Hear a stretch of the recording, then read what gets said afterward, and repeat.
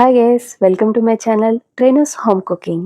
ఈరోజు బ్రేక్ఫాస్ట్కి red rice poha చేశానండి.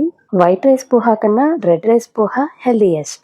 అలాగే లంచ్లోకి ఒక స్పెషల్ సలాడ్ చేశాను బేబీ కార్న్తో. ఈ వీడియోలో ఈ రెండు రెసిపీస్ కూడా షేర్ చేస్తున్నాను. వీడియో ఎండింగ్ వరకు చూడండి, నచ్చితే కనుక లైక్ చేయండి. ఫస్ట్ అయితే రెడ్ రైస్ పోహా చూద్దాం. ఈ మధ్య కాలంలో అందరూ హెల్త్ కాన్షియస్గా ఉంటున్నారు కదా. మెడిసిన్స్ పై ఆధారపడకుండా న్యాచురల్గా ఇమ్యూనిటీ బూస్ట్ చేసేందుకు ఇంపార్టెన్స్ ఇస్తున్నారు. మీరు కూడా అటువంటి హెల్తీ చేంజెస్ కోసం చూస్తున్నారా? అయితే మీరు రెడ్ రైస్ పోహాను ఒకసారి ట్రై చేసి చూడండి. తెల్ల బియ్యం కంటే ఎర్ర బియ్యం ఎందుకు బెస్ట్ అంటే ఇందులో యాంథోసైనిన్ అనే యాంటీ ఆక్సిడెంట్ ఉండటమే, హై ఫైబర్ కంటెంట్ అండ్ లో గ్లైసెమిక్ ఇండెక్స్ ఉండడం వల్ల ఒబేసిటీగా ఉన్న వారికి, ప్రీ డయాబెటిక్ మరియు గుండె జబ్బులు ఉన్న వారికి ఈ రెడ్ రైస్ అన్నది చాలా మంచిది. ఈ రెడ్ రైస్తో చేసిన అటుకులు కొంచెం చిన్నవిగా ఉంటాయి, కొద్దిగా ముతకగా కూడా ఉంటాయి. అందుకే 2 సార్లు కడిగిన తర్వాత 5 నిమిషాలు నాననివ్వాలి. తెల్లటి పోహా లాగానే ఈ రెడ్ రైస్ పోహా కూడా ప్రతి వంటకంలోనూ ఉపయోగించుకోవచ్చు. ఈ పోహాలో ఐరన్ పుష్కలంగా ఉంటుంది కాబట్టి మన రెగ్యులర్ డైట్లో యాడ్ చేసుకోవచ్చు. ఇది ఇప్పుడు సూపర్ మార్కెట్స్లో సులభంగా అందుబాటులో ఉంటుందండి. తక్కువ సమయంలో హెల్దీ డిషెస్ రెడీ చేసుకోవచ్చు. బ్రేక్ఫాస్ట్కి ఈ పోహా చేయడం చాలా ఈజీ అండి. ముందుగా ఆయిల్లో తాలింపు దినుసులు వేయించుకోవాలి. దాని తర్వాత ఉల్లిపాయ ముక్కలు, పచ్చిమిరపకాయ ముక్కలు వేసి వేయించుకోవాలి. ఇక్కడ నేను స్వీట్ కార్న్, గ్రీన్ పీస్ వేసాను.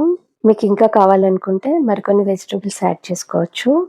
కొద్దిగా పసుపు వేసి కలుపుకున్న తర్వాత 5 నిమిషాలు నానబెట్టి కడిగి ఉంచుకున్న అటుకులన్నిటినీ కూడా వేసుకోవాలి. మామూలు అటుకులు అయితే ఒక 2 సార్లు కడిగేసి వేసేసుకుంటే సరిపోతుంది.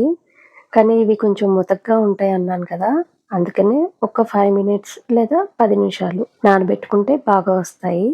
మీ రుచికి సరిపడా సాల్ట్ యాడ్ చేసుకోండి. అంతా కలిసేటట్టు బాగా కలుపుకున్న తర్వాత దించే ముందు కొద్దిగా కొత్తిమీర తరుగు, నిమ్మరసం వేసి బాగా కలుపుకోవాలి. అంతేనండి, రెడ్ రైస్ పోహా రెడీ అయిపోయింది. సింపుల్గా అయిపోయింది కదా. డయాబెటిక్ ఉన్న వారికి ఈ రెడ్ రైస్ పోహా మంచిదా అంటే ఈ రెడ్ రైస్ పోహాలో కాంప్లెక్స్ కార్బోహైడ్రేట్స్, లో గ్లైసెమిక్ ఇండెక్స్ ఉండడం వల్ల మంచిదే అంటున్నారు. అందుకోసం నేను ఈరోజు మా వారి కోసం చేశాను. ఏదైనా సరే అతిగా తినడం మంచిది కాదని నా ఉద్దేశం, అందుకే లిమిటెడ్గా తీసుకోండి. బేబీ కార్న్ని మీ డైట్లో చేర్చుకుంటే షుగర్ కంట్రోల్లో ఉండడంతో పాటు గుండెకి కూడా మంచిది అంటున్నారు. Baby corn manchurian, baby corn fingers, soups, salads ఇలా చాలా వెరైటీస్ చేస్తూ ఉంటారు కదా. ఈరోజు సింపుల్గా సలాడ్ చేశాను.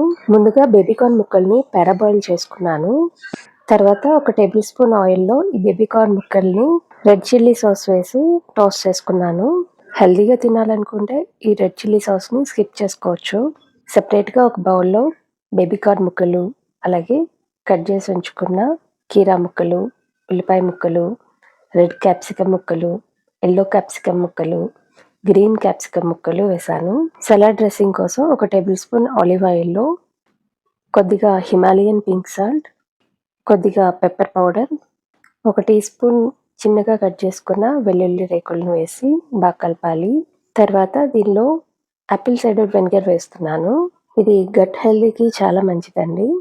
ఇప్పుడు ఈ సలాడ్ డ్రెస్సింగ్ అంతటినీ కూడా ఈ వెజిటబుల్ ముక్కల్లో వేసి కలపాలి. తర్వాత కొద్దిగా నిమ్మరసం వేసాను.